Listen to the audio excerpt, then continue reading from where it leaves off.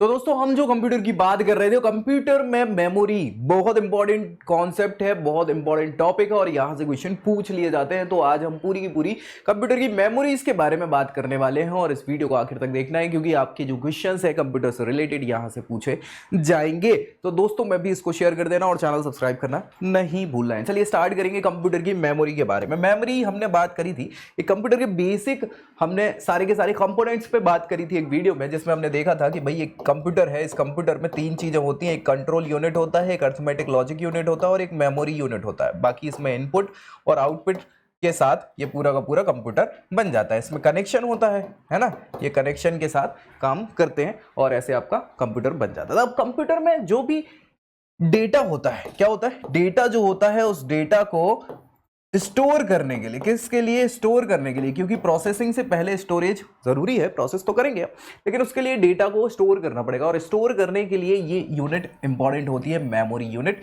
यही सारी मेमोरीज होती हैं जो कंप्यूटर में इंपॉर्टेंट हो जाती है। हमने देखा था कि मेमोरी दो प्रकार की होती है बेसिकली, हाँ, एक प्राइमरी होती है और एक सेकेंडरी मेमोरी होती है। कौन सी, प्राइमरी और सेकेंडरी मेमोरी। ठीक है, तो क्या है डिटेल में हम एक एक चीज यहां पे डिस्कस करने वाले हैं। चलिए स्टार्ट करेंगे। सबसे पहले तो आपको पता है कि इनपुट यूनिट के द्वारा जो कंप्यूटर में डेटा इनपुट किया जाता है, उस डेटा को प्रोसेस करने से पहले क्या है, कंप्यूटर में स्टोर किया जाता है और स्टोर करने के लिए जो डिवाइस यूज होती है, ये यूनिट होती है, वो मेमोरी यूनिट कहलाती है। बस सिंपल सी बात। इस मेमोरी यूनिट में स्टोरेज करने के लिए दो प्रकार की मेमोरी यूज हो सकती है, एक प्राइमरी स्टोरेज और एक सेकेंडरी स्टोरेज। प्राइमरी और सेकेंडरी, और अच्छे से समझें तो यहां इस चार्ट में आपको समझ में आ जाएगा मेमोरी के बारे में। सबसे पहले मेमोरी दो प्रकार की, एक तो प्राइमरी मेमोरी, दूसरी आपकी सेकेंडरी मेमोरी। सेकेंडरी मेमोरी आपकी अलग से लग जाती है, ये एक्सटेंडेड मेमोरी हो जाती है, अलग से आप इसको यूज कर सकते हैं। प्राइमरी मेमोरी दो प्रकार की होती है, एक होती है रोम, रीड ओनली मेमोरी, एक होती है रैंडम एक्सेस मेमोरी, रैम, है ना। रैम दो प्रकार की, S RAM, D RAM, static और डायनामिक रैम होती है। रोम होती है तीन प्रकार की, प्रोम, प्रोम मतलब, हाँ, क्योंकि रोम जो होती है वो क्या होती है, इरेज नहीं, उसको रीड ही कर सकते हैं आप, उसमें चेंज नहीं कर सकते। तो अब भाई वो समस्या का विषय था, इसीलिए इसमें एक नया प्रकार लाया गया अपडेट करके, इसमें प्रोग्रामेबल, हाँ, प्रोग्राम के द्वारा इसको क्या कर सकते हैं, एक बार चेंज कर सकते हैं। फिर इलेक्ट्रॉनिकल, है ना, इलेक्ट्रॉनिक प्रोग्रामेबल रोम, और हाँ इसमें इरेजेबल, इलेक्ट्रिकल इरेजेबल प्रोग्रामेबल रोम। तो ये प्रकार आपके रोम के हो गए, और रैम के भी टाइप हैं, उन पर भी हम डिस्कस करेंगे। सेकेंडरी मेमोरी में हार्ड डिस्क ड्राइव का नाम सुना होगा, हार्ड डिस्क होती है जो आपके सिस्टम, है ना, हाँ, फ्लैश डिस्क, डीवीडी का नाम सुना होगा, पेन ड्राइव का नाम सुना होगा, ये सारी की सारी सेकेंडरी मेमोरीज आपकी होती हैं सिस्टम में। ठीक है, सब पे हम डिटेल में डिस्कस करने वाले हैं, डोंट वरी। चलिए एक एक से स्टार्ट करेंगे। शुरुआत हम प्राइमरी मेमोरी से करेंगे, फिर सेकेंडरी मेमोरी पे आएंगे। तो प्राइमरी मेमोरी जो है ये वो प्राइमरी है, ये बिल्कुल प्राथमिक मेमोरी है, इनिशियल मेमोरी है जो कंप्यूटर के साथ आती है।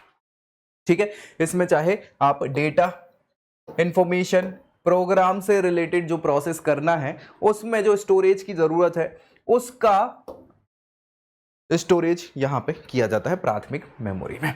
ठीक है, इसको ही प्राइमरी मेमोरी कहते हैं या मेन मेमोरी इसको कहा जाता है। तो क्वेश्चन पूछ लिया जाता है मेन मेमोरी कंप्यूटर की किसको कहा जाता है, तो प्राइमरी मेमोरी को ही मेन मेमोरी कहा जाता है। मेमोरी में स्टोरेज करने के लिए बहुत सारे स्थान होते हैं जिनमें संख्या अलग अलग होती है। मेमोरी की क्षमता मेमोरी का आकार कहलाता है। मतलब इतनी, आपने नाम सुना होगा ना, एक जीबी कितना होता है, एक टीबी कितना होता है ना, सुना तो होगा। एक केबी का नाम सुना होगा, एक एमबी का नाम सुना होगा। ये क्वेश्चन हमेशा पूछे जाता है कि एक एमबी बराबर कितने केबी, एक जीबी बराबर कितने एमबी, एक टीबी बराबर कितने जीबी। ठीक है, हाँ, बिट, बाइट, निबल, ये सारी चीजें सुनी होंगी, यहां से सीधे क्वेश्चंस बनते हैं, है ना। हाँ भाई, तो इन सारी चीजों पे भी हम डिस्कस कर लेंगे, कोई बहुत बड़े कॉन्सेप्ट नहीं है। देखो यार क्या होता है, बाइनरी पे काम करता है कंप्यूटर, है ना। बाइनरी दो होते हैं, 0 और 1, और ये क्या है, डिजिट है।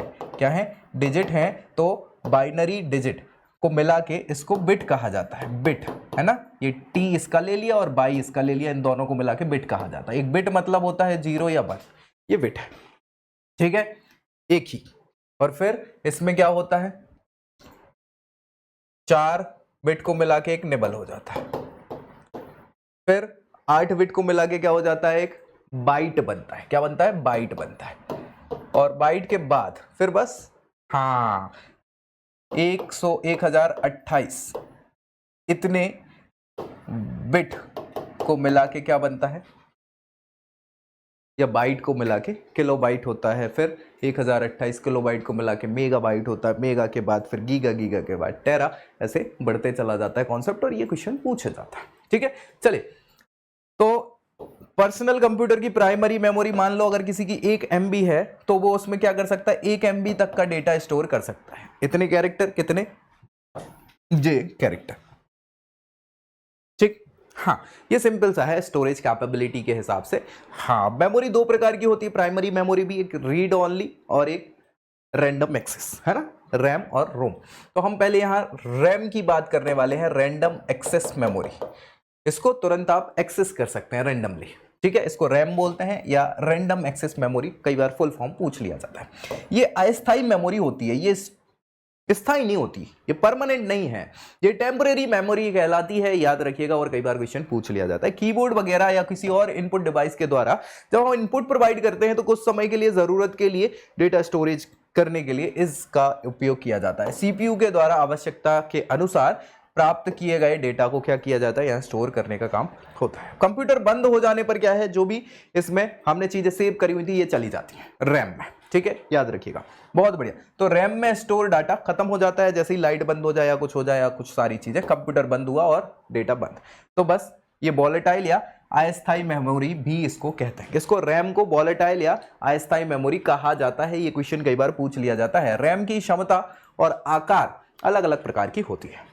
जैसे रैम आपने वो देखी होगी ना, एक छोटी सी होती है, अभी फोटो दिखाऊंगा मैं आगे, ये देखो, ये रैम होती कंप्यूटर में लगी होती। तो ये रैम अलग अलग प्रकार की होती है ना। आपके फोन में भी रैम चलती है, कितनी जीबी की होती है, 4 MB की होती है, MB की, 16 MB की, 32 MB की, 64 MB की, 128 MB की, 255, 256 होता है ना। अब तो जीबी में आने लगी है रैम, है ना, 2 GB की, 1 GB की, 4 GB की, 3 GB की रैम, हाँ फोन में आने लग गई हैं। तो सिस्टम की बात है, छोटे छोटे पुरानी चीजें अब तो बढ़ गई हैं, इनकी कैपेसिटी बढ़ चुकी है। ठीक है, पर्सनल कंप्यूटर की बात करें तो अलग अलग प्रकार की रैम यहाँ पर यूज करी जाती है। अलग अलग प्रकार की मतलब 2 प्रकार की रैम है। एक तो डायनेमिक रैम होती है। डायनेमिक रैम क्या होती है भैया, ये थोड़ी सी डायनेमिकली चलती है, डी रैम इसको बोला जाता है, याद रखिएगा संक्षिप्त रूप में। एस रैम ये स्टैटिक रैम होती है, इसके उलट काम करती है, डेटा के मेंटेन रखने के लिए रिफ्रेश होती रहती है, रिफ्रेश होती रहती है, रिफ्रेश होती रहती है डायनेमिकली। और यह मेमोरी को रिफ्रेश सर्किट पर रख के कार्य किया जाता है। प्रति सेकंड 100 बार डेटा को यह क्या करती है, रिफ्रेश करती रहती है। डीरैम क्या करती है, अधिकांश सिस्टम में यूज किया जाता है। ये सबसे ज्यादा इंपॉर्टेंट है, सस्ती भी होती है, छोटी भी होती है। और डीरैम की मेमोरी जो है सेल्स में होती है, सेल्स बने होते हैं जिसमें ये मेमोरी इकट्ठी करती है। इसमें कैपेसिटर और ट्रांजिस्टर से बनके ये मेमोरीज बनाई जाती हैं। ठीक है, डी रैम। फिर स्टैटिक रैम जिसको एस रैम कहा जाता है। स्टैटिक वर्ड इंडिकेट क्या कर रहा है, स्टैटिक यानी कि रुकना। हाँ जी भैया, तो पावर ऑन है तब तक मेमोरी में क्या है, डेटा को स्टोर किया जाएगा, नहीं तो खत्म। ठीक है, सो वॉलेटाइल या स्थायी नेचर की होती है, पावर ऑफ हो जाने पर डेटा खत्म हो जाता है। एस रैम में बात करें तो 6 ट्रांजिस्टर की मैट्रिक्स का उपयोग किया जाता है। ये देख पा रहे होंगे आप, हाँ ये 6 ट्रांजिस्टर हैं, उनकी एक मैट्रिक्स बनाई जाती है। और कैपेसिटर इसमें नहीं होता, क्योंकि कैपेसिटर तो स्टोरेज पावर होती है, स्टोरेज करने की क्षमता होती है। स्टोरेज अगर कैपेसिटर लग गया तो वो डायनामिक हो जाएगी, स्टैटिक नहीं बचेगी। ठीक है, सो लिंकेज, ट्रांजिस्टर के लीकेज को रोकने के लिए क्या है, बिजली की आवश्यकता नहीं होती और इसलिए इसको बार बार रिफ्रेश नहीं करना पड़ता। बहुत बढ़िया, स्टैटिक रैम हो गई। इसके बाद रोम की बात करें तो रोम कहलाती है रीड ओनली मेमोरी, रोम। ठीक है, रैम की बात हो गई, रोम की बात कर रहे हैं तो इसको रीड ओनली मेमोरी कहते हैं। यह स्थायी होती है, याद रखिएगा, नॉन वॉलेटाइल, हटती नहीं है। कंप्यूटर में जब इसका निर्माण होता है कंप्यूटर का, तभी इसमें जो डेटा भरना है तभी भरेगा, उसके बाद नहीं भरेगा। ठीक है, इसीलिए फिर समस्या हो गई, तो फिर नए प्रकार की रोम भी विकसित करी गई। ठीक है, सो इसमें जो जो डेटा स्टोरेज कर दिया जाता है, हाँ जो इंस्ट्रक्शन परमानेंट के लिए होते हैं, तभी तो काम करता है ना कंप्यूटर, तो वही रोम हो जाता है। इन्हें केवल पढ़ सकते हो आप, इसमें चेंजेस नहीं कर सकते। मेमोरी रीड ओनली मेमोरी कहलाती है ये, और स्विच ऑफ करने के बाद भी इसमें चेंजेस नहीं होते हैं, बनी रहती है। नॉन वॉलेटाइल मेमोरी है और यह स्थायी मेमोरी भी कहलाती है। इसकी बनावट की अगर हम बात करें तो अलग अलग प्रकार के सॉफ्टवेयर इसी में हम कंप्यूटर के डलते हैं, रोम में। ठीक है। और अलग अलग प्रकार की रोम हो सकती है, जिसमें पी रोम सबसे पहले हमने बात करी थी। पी रोम मतलब पी रोम तो वही है, रीड ओनली मेमोरी, बस ये आगे पी जो है पी से प्रोग्रामेबल हो जाएगा, इसमें कुछ प्रोग्राम हम कर सकते एक बार, ठीक है। सो पी रोम ऐसा रोम होता है जिसमें आवश्यकता होने पर अलग अलग विशेष उपकरणों के द्वारा प्रोग्राम को संग्रहित किया जा सकता है, और रीड के द्वारा यूजर इसमें क्या है, मेमोरी को रीमॉडिफाई भी कर सकते हैं, लेकिन एक ही बार कर सकते हैं, ठीक है। कंटेंट को रोम प्रोग्राम की मदद से क्या है, भर देते हैं, और इसे एक बार बनाने के बाद फिर नहीं मिटाया जा सकता, केवल एक ही बार इसको प्रोग्राम किया जा सकता है। इसीलिए फिर एक समस्या आई, पहले तो कंटेंट को मिटा ही नहीं सकते थे ना रोम में, फिर प्रोग्रामेबल एक बार मिटा सकते। अब हमने कहा जब एक बार मिटा सकते तो कुछ ऐसा फंडा लाओ कि भाई बार बार मिटा सके, तो बस फिर दूसरा है ई प्रोम बोली गई, E P ROM. E P ROM मतलब रोम तो है रीड ओनली मेमोरी, लेकिन प्रोग्रामेबल के साथ साथ यहाँ पे इरेजेबल भी हो गई, इरेज भी किया जा सकता है, ठीक है। Erasable programmable read only memory, इसे ई प्रोम भी कहा जाता है। और ई प्रोम ये प्रोम के समान ही होता है, लेकिन इसमें क्या है, प्रोग्राम को अल्ट्रावायलेट रेस के द्वारा, किसके द्वारा, अल्ट्रावायलेट, ये क्वेश्चन पूछा जाता है ई प्रोम में किसके द्वारा हम डेटा को चेंज कर सकते हैं, तो अल्ट्रावायलेट रेस की उपस्थिति में इसको मिटाया जा सकता है और फिर से प्रोग्राम लिखा जा सकता है, ठीक है। तो ई प्रोम को अल्ट्रावायलेट लाइट के माध्यम से 40 मिनट तक उसमें क्या है, अल्ट्रावायलेट लाइट्स डालो तो मिट जाता है कंटेंट उसका। आमतौर पर ई प्रोम इरेजर से क्या करते हैं, फंक्शन प्राप्त किया जा सकता है, हटाया जा सकता है। कुल मिला के ये है programmable, random read only memory है, और इसको पुनः इसका उपयोग किया जा सकता है। इरेज कर सकते हैं तो बार बार इसको फिर यूज कर लो, ठीक है। तो ये हो गई। अब तीसरा टाइप जो रोम का है वो है ई प्रोम। क्या, ई पी रोम। देखो भाई रोम तो थी, है ना, रोम में प्रोग्राम किया, इरेज कर दिया। अब किसके इलेक्ट्रिकल, अभी जो इरेज कर रहे थे वो अल्ट्रावायलेट रेज से हो रहा था, अब इलेक्ट्रिक पल्स के द्वारा इरेज कर सकते हैं। तो इस टाइप का रोम जो है ई प्रोम कहलाई। जी हाँ, इसको इलेक्ट्रिकल पल्सेस के द्वारा मिटाया जा सकता है इसके डेटा को। जी हाँ, तो वही चीज है ई प्रोम। इसमें मेमोरी से प्रोग्राम को क्या है, विद्युत विधि के द्वारा या इलेक्ट्रिक टेक्निक्स के द्वारा, इलेक्ट्रिक पल्सेस के द्वारा मिटाया जा सकता है। सिंपल। ई प्रोम का प्रोग्राम इरेज किया जा सकता है और 10,000 बार तक इसको मिटाया और फिर से लिखा जा सकता है, ठीक है। तो बस इससे अच्छा और क्या हो सकता है। ये 4 से लेके 10 मिली सेकेंड इसमें लगते हैं इसके डेटा को मिटाने में इलेक्ट्रिक पल्स के द्वारा, और किसी भी लोकेशन को सिलेक्ट करके इसकी उस पर्टिकुलर लोकेशन के डेटा को भी क्या किया जा सकता है, रिमूव किया जा सकता है, इसको इरेज किया जा सकता है उस पर्टिकुलर सेलेक्ट करके। तो ये रोम के टाइप यहाँ पे हो जाते हैं। रोम के टाइप के बाद यानी प्राइमरी मेमोरी में हमने दोनों चीजें देख ली, रोम भी और रैम भी।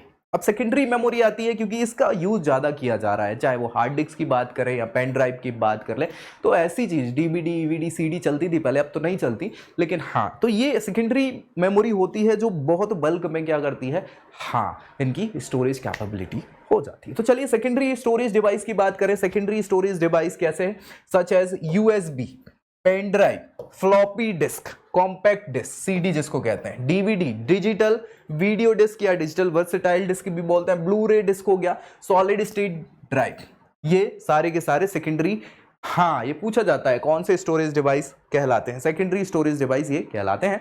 अब हार्ड डिस्क की बात करें तो हार्ड डिस्क या एचडीडी इसको कहते हैं, एक ही बात है, ठीक है। फिजिकल डिस्क होती है जिसको हम क्या है, कंप्यूटर की छोटी बड़ी फाइल स्टोर करने में यूज करते हैं, ठीक है। बहुत सिंपल सी चीज है। और जैसे हमें पता है कि हार्ड डिस्क और रैम दोनों अलग अलग चीज होती है, रैम में तो डेटा स्टोर करके खत्म हो जाता है, लेकिन हार्ड डिस्क में क्या है, ये स्टोर करने के काम आती है और रखी चीजें खत्म होती हैं, इसमें काम होता रहता है। कंप्यूटर बंद करने पर रैम का डेटा चला जाता है, लेकिन हार्ड डिस्क का डेटा बना रहता है, तो ये इंपॉर्टेंट हो जाता है, ठीक है।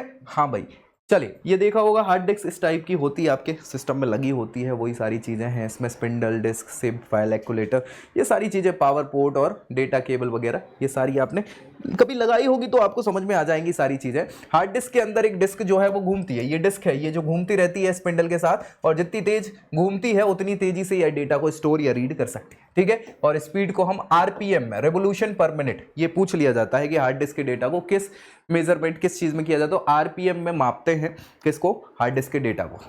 क्या कहलाता है ये, रेवोल्यूशन पर मिनट कहलाता है। और हार्ड डिस्क 5400 आरपीएम या 7200 आरपीएम की होती है, ये याद रखिएगा। 7200 आरपीएम की जो हार्ड डिस्क होती है वो ज्यादा तेज होगी किससे, 5400 आरपीएम की हार्ड डिस्क से, क्योंकि ये घूमेगा उतनी तेजी से, ठीक है। बढ़िया, ये हम बात कर रहे हैं हार्ड डिस्क की। अब फिजिकल स्ट्रक्चर और फ्लॉपी डिस्क का देख लो। एक फ्लॉपी डिस्क आपने सुनी होगी, एक वो 2-3 प्रकार की फ्लॉपी डिस्क चौकोर सी आती थी, इनमें डेटा स्टोर होता था, है ना, पहले चलता था, अब नहीं चलता। वो फ्लॉपी डिस्क जो होती है चुंबकीय पदार्थ को चुंबकीकृत करके डेटा को रिकॉर्ड करते हैं। और हार्ड डिस्क डिजाइन की तरफ पर स्पिंडल होता है, ये हार्ड डिस्क का स्पिंडल ही बता रहे हैं, इसको रोटेट किया जाता है, इसमें रीड राइट वाला पोर्शन होता है, सेक्टर्स, ट्रैक, सिलेंडर, प्लेटर ये होते हैं जिनके माध्यम से हम डेटा को एक दूसरी जगह पर स्टोर कर सकते हैं और उसको रीड किया जा सकता है। प्लेटर्स होते हैं समतल डिस्क पर, है ना, जो रिकॉर्ड करने के काम होते हैं। प्लेटर्स क्या करेंगे, नॉन मैग्नेटिक पदार्थ के बने होते हैं और आमतौर पर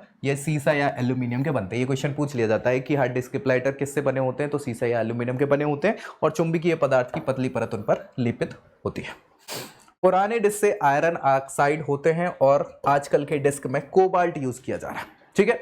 बहुत बढ़िया। प्लेटर्स को बहुत तेजी गति से घुमाया जाता है और इस पर लिखा जाता है, चुंबकीय सतह के ऊपर लिखना चालू कर देता है, रीड और राइट का काम ये करना चालू करता है। स्पिंडल क्या होता है, चुंबकीय प्लेटर की सतह पर एक हेड है स्पिंडल, ये देखा होगा आपने, ये देखो स्पिंडल दिख रहा है ये हेड है, हाँ, जो कि क्या करेगा, घुमाएगा उसको, प्लेटर को, ठीक। तो बस स्पिंडल होता है जो आर्म पर चढ़ा होता है और हाँ आर्क के रूप में घुमाने में मदद करता है और प्लेट को पूरी सतह पर एक्सेस करने के लिए काम आता है, ठीक। तो ये सारी चीजें यहाँ पे याद रखना है। रीड राइट हेड जो होता है आर्म का, वो क्या करता है, रीड राइट करने का काम करता है, तो उससे सारी चीजें आपकी हार्ड डिस्क में स्टोर हो जाती है। फ्लॉपी डिस्क की बात करें तो ये हार्ड डिस्क ही है बेसिकली, लेकिन फ्लॉपी डिस्क भी इसी टाइप की होती थी, है ना।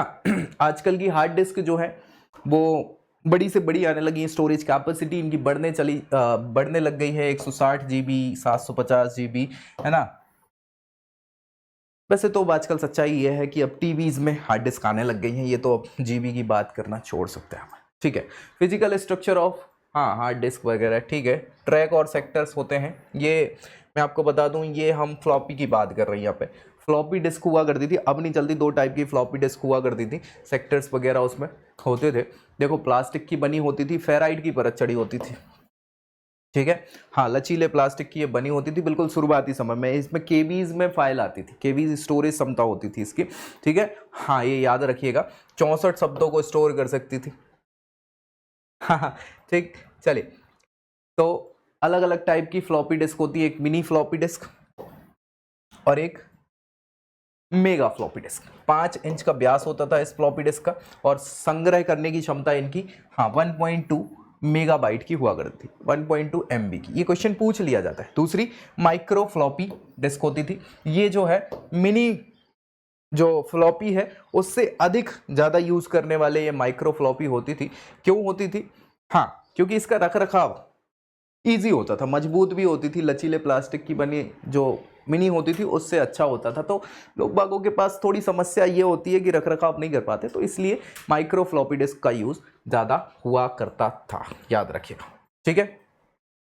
हाँ, रीड वगैरह राइट वगैरह इसका अच्छे से हो जाता था। हाँ, बढ़िया, ये देख रहे हो। फिर ऑप्टिकल डिस्क हो गई है, सीडी जिसको हम बोलते हैं, कॉम्पैक्ट डिस्क जिसको बोलते हैं। ऑप्टिकल डिस्क चपटा वृत्ताकार पॉलीकार्बोनेट डिस्क होता है और यह फ्लैट सतह पर पिट्स के रूप में स्टोर डेटा को करता है। इस पे ये मैग्नेटिक परत होती है, ऑप्टिकल के माध्यम से इसमें क्या है, डेटा को ऑप्टिक्स के माध्यम से स्टोर किया जाता था। सीडी कॉम्पैक्ट डिस्क जिसको कहते हैं, यही है वो सारी चीज़ें, सीडी हो गई, डीवीडी हो गई, है ना। तो हाँ, सीडी को हम कॉम्पैक्ट डिस्क के नाम से जानते हैं। कई बार क्वेश्चन पूछा जाता है डीवीडी, हाँ, डिजिटल वर्सेटाइल या वीडियो डिस्क जिसको कहा जाता है। ऑप्टिकल मीडियम के माध्यम से इसमें डेटा को स्टोर किया जाता था। डीवीडी डिजिटल वर्सेटाइल डिस्क, ठीक है। तो ये भी याद रखना है आपको। इसमें अलग अलग प्रकार की डीवीडीज होती हैं। देखो सीडी जो है, सीडी में डेटा जो है एमबीज में होता था, मैक्सिमम 700 एमबी तक का डेटा यहाँ पे सेव हो सकता था, और डीवीडी में जीबीज तक 4.7 जीबी से 17 जीबी तक की डीवीडीज जो है चल रही है आजकल। लेकिन अब यूज़ नहीं होती यार सीडी डीवीडीज वगैरह। आजकल हम क्या करते हैं, वो पेन ड्राइव्स वगैरह यूज़ करते हैं। यहाँ हमारे पास आजकल हार्ड ड्राइव्स की जगह वो क्या आ गई हैं, एक एक दो दो टीवीज की हम क्या रखते हैं, हाँ ड्राइव्स रखते हैं। तो वो ज़्यादा यूज़ होने लगे क्योंकि कैपेसिटी उनकी ज़्यादा है। फ्लैश ड्राइव है, ये है फ्लैश ड्राइव, अलग अलग फ्लैश ड्राइव जिनको बोलते हैं, ये तुरंत में डेटा स्टोर और इधर का उधर, छोटी साइज़ में भी और अच्छी खासी कैपेसिटी में है, जिनको हम फ्लैश ड्राइव या फिर पेन ड्राइव्स कहते हैं, ठीक है। हाँ, तो पेन ड्राइव को ही फ्लैश ड्राइव कहा जाता है, ये भी याद रखिएगा। और सबसे ज़्यादा इसका यूज़ आजकल हो रहा है स्टोर करने के लिए, ठीक है। अलग अलग प्रकार की, छोटी सी लेके बड़ी तक की, हाँ 64 128 नहीं, अब तो 512 और हाँ ये जीबीज में ये फ्लैश ड्राइव आने लग गई।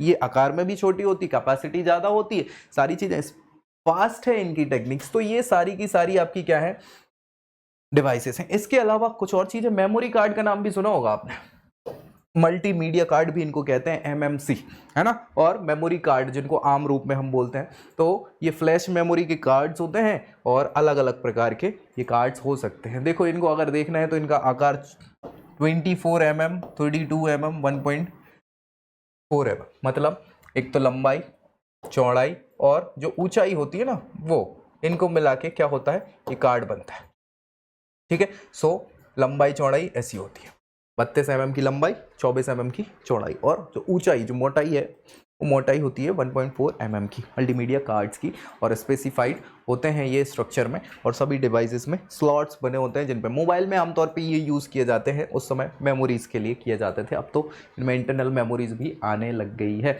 ठीक है, याद रखिएगा। कंप्यूटर में भी स्लॉट्स होते हैं, कॉपी कर सकते हैं आपने वो कार्ड्स वगैरह, देखे तो होंगे, इसमें वीडियो मेरे ख्याल से फ़ोटो इसकी नहीं लगी है, ठीक है। अगेन तो ये सारी की सारी मेमोरी के कॉन्सेप्ट थे। प्राइमरी और सेकेंडरी दोनों मेमोरीज हमने डिस्कस करी। प्राइमरी में भी हमने रीड ओनली मेमोरी और रैंडम एक्सेस मेमोरी यानी रैम और रोम की बात करी, उनके टाइप्स को देखा। सेकेंडरी मेमोरी में हमने फ्लैश ड्राइव को देख लिया, हार्ड डिस्क जिसको बोलते हैं, है ना, hard disk drive, flash disk को देख लिया, पेन ड्राइव जिनको CD वगैरह भी हमने यहाँ पर देख लिए। तो ये सारी की सारी तमाम तरह की मेमोरीज होती हैं जिनसे क्वेश्चन बनते हैं। तो इसको अच्छे से आपको एक बार और देख लेना है और इससे संबंधित क्वेश्चन लगा लेना है जो क्वेश्चन पूछे जाते हैं एग्जाम्स में। कई बार ये क्वेश्चन आते हैं एग्जाम में। तो दोस्तों पे शेयर करिएगा और चैनल सब्सक्राइब करना बिल्कुल मत भूलिएगा, क्योंकि सारी तैयारी आपकी यहीं प्रतियोगी परीक्षाओं की होने वाली है। तो मिलेंगे अगले वीडियो में अगली जानकारी के साथ। किसकी बात करेंगे, इनपुट आउटपुट डिवाइसेस भी तो बचे हैं, उन पर भी डिस्कस करेंगे। तब तक के लिए जय Hind. I hope you like this video. For more such videos, keep watching our channel And do not forget to like, share and subscribe.